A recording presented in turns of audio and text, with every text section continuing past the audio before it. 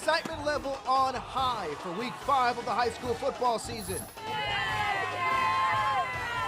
The area's top players and teams showing why they have what it takes to move up in our weekly poll.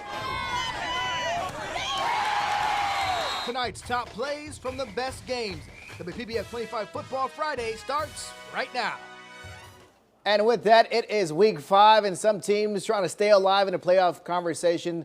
Shane right here with Yanni Caracas. And Yanni, our game of the week featuring a Treasure Coast team stacked its schedule with some of the best teams from across the state from year to year. It's a strategy some coaches use to get their team battle tested for the playoffs. However, the Titans have yet to win any of those games against those top teams in the state just yet, but they did beat a good Martin County team last week. Yeah, Titans had another chance to get another signature win in our Football Friday game of the week. Treasure Coast hosting St. Thomas Aquinas, not just one of the best teams in the state, no, one of the best teams in the country.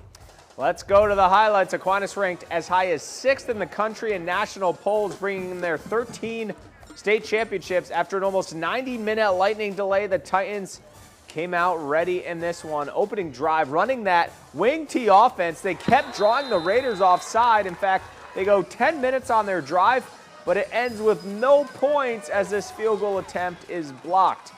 Here comes Aquinas. Quarterback Andrew Indorf hits Jalen Benelli, and Benelli's got some speed in the open field, juking defenders and getting down into Titan territory. Battee's defense was stingy in the first half. Amari Kinsler with the big run stop to end that drive. Then they get to the quarterback. Moments later, it's Kinsler again, this time sacking Indorf. These two teams went into the half scoreless, but Aquinas gets the offense going in the second half, and they knock off Treasure Coast 21-7. An up and down year for Dwyer, 2-2 this year, hosting Glade Central tonight.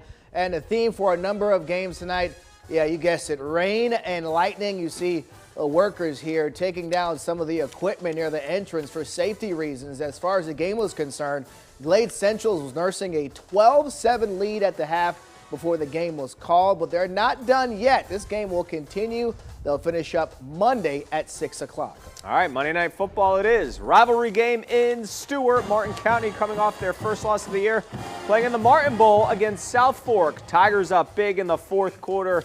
Jaden Vega hits Ricardo Weaver, and Weaver doesn't have to weave anywhere. He can just go straight to the end zone with that speed. 75 yards to the house. Martin County extends that lead to 35-7, and the Tigers defense maintaining the advantage. A swarm of players converge on the quarterback for the sack, and then another big run stop. This one all Martin County. A nice rebound win after that loss last week to Treasure Coast. Martin County wins 35-7, their 8th Martin Bowl victory in the last 10 years. Now a team cracking the Football Friday top 10 for the first time this week. Pahokee tied for 4th after beating Palm Beach Central last week with a pretty impressive win. A signature win for the Blue Devils last week, and they were trying to get another one this week against Palm Beach Gardens. That's right, both teams 3-1 coming in. Gators could also crack the top 10 with a big win tonight, but Pahokee was just quick out of the blocks like a sprinter. Janoris Wilcher Jr. gets the interception. He's going to take it all the way back for 6. But wait, a roughing the passer call, oh no, brings it back. A few plays later, Pahokee says, that's not a problem. We'll just do it again. Zion Booth picks it off, and Booth is heading the other way. Just one man to beat, and he beats him. Blue Devils out to a 12-0 lead. Second quarter now. This time, Campbell is on point. Hits Keon Stevens over the middle, finds Devin Simmons for another first down. Gators just marching down the field. And then Aiden Parker would cap off the drive on the ground, just making guys miss. Gardens finally on the board, but it would be Pahokee coming east and getting another good win, 38-30 to final. Lake Worth already with 2 wins, equaling their total from last year, hosting Forest Hill tonight. Lake Worth trying to erase a 3-point deficit in this one. Alexander Johnson catches the screen pass, and look at this move. Shades of Barry Sanders. Uh-oh.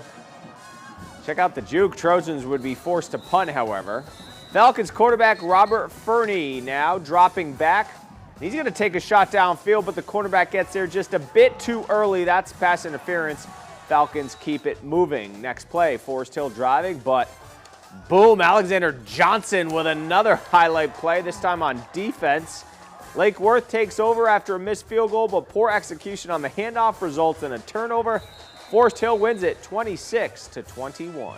Palm Beach Lake still looking for their first points on the year. Oof. Ouch. Centennial, try not to let that happen on their watch. A similar situation, though, at Palm Beach Lake, just like Dwyer, Glade Central in that game. The team's not able to get back on the field after halftime due to lightning, so the game was called. A nightmare season continues for Palm Beach Lakes. Centennial gets the win 28-0. St. Lucis at Royal Palm Beach. The Chiefs out to an undefeated start. Royal Palm Beach winless.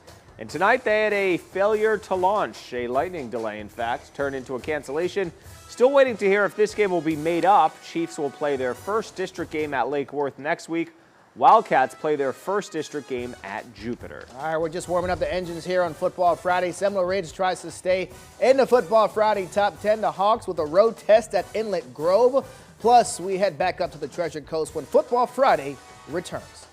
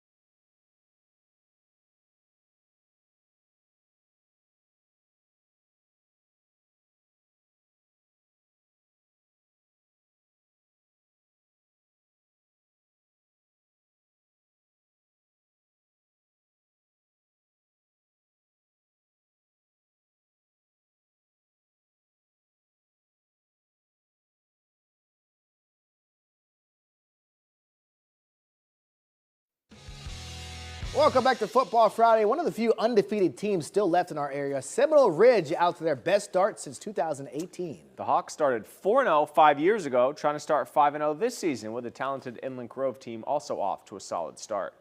Hurricanes had last week off, well rested tonight to face the Hawks, and they were up 19-0 in the first half. Hawks driving legend Felican rolls out, passes intercepted. Roderick Parker, who sets up the field goal by Manny Fernandez right through the uprights, making the score 19-3. Meanwhile, Inlet has to punt it, and it sets up Ruben Torrado. Torrado will score the touchdown. Pass to Gavin Colasar cuts the Hurricane lead to 9. The Hurricanes, though, dominated this game with big plays and big returns like this one from Kean Johnson. Hurricanes hand the Hawks their first loss of the season, 25-10. The game called in the third quarter due to weather. Vero Beach has outscored their opponents 171-6 this year. Palmetto with their work cut out tonight. Indians down 7. Don't hear that too often, but here they come. Tyler Aronson finding his tight end, Nate Gwynn, for a nice gain here in their first down around the 35-yard line. And then later in the drive, it's Euphrem White with some wildcat action, and it works. Touchdown Indians, they get on the board and tie the game at 7. Same score in the second quarter. And, you know, it wouldn't be a Vero Beach highlight, right, without the FSU commit, Vendravius Jacobs hauling in the pass from Aronson for the touchdown. The first of 2 on the night. This game close down the stretch, but Indians survive. They get the win 21-17. All right, the number 3 team in our poll, that's undefeated John Carroll, getting a visit from Bishop Moore all the way from Orlando. Scoreless first quarter we go. Moore strikes first. This field goal from Ty Ippolito right through the uprights. Bishop Moore up 3-0. A lot of field goals tonight, Shane. John, do what we can. Carroll responds. Early second quarter, Dawson Mail bombs it to Aiden Singleton. Nice grab in traffic, putting John Carroll firmly in the red zone. And then the very next play, Marion Frederick takes it on the jet sweep, wins the foot race to the edge. Touchdown Rams, they lead 7-3. Later in the second quarter, Mail and Singleton with another beautiful connection. John Carroll remains undefeated, 28-17. Fort Pierce Westwood trying to recover from their loss of Vero Beach last week, hosting Glades Day. Gators down big in the first half. It's going to be Marquise Clark going to hook up with Jamario Castaneda. This drive would stall, but back comes Westwood. It's Braylon Vincent on the screen, and he'll run downhill here and spin for a big gain for the Panthers. Nice here. Gets down. Moments later, Westwood looking to the end zone, but a nice interception from Glades Day's Nicholas Smith. Westwood still a monster performance, winning 45-0. Our Football Friday game of the play of the week comes from the Martin Bowl. Martin County's Jaden Vega hooking up with Ricardo Weaver, and yeah, he does the rest. 75-yard touchdown. Martin County wins the Martin Bowl 35-7. And tomorrow, Saturday, it means college football and WPBF 25 at noon. Clemson heads north to take on Wake Forest.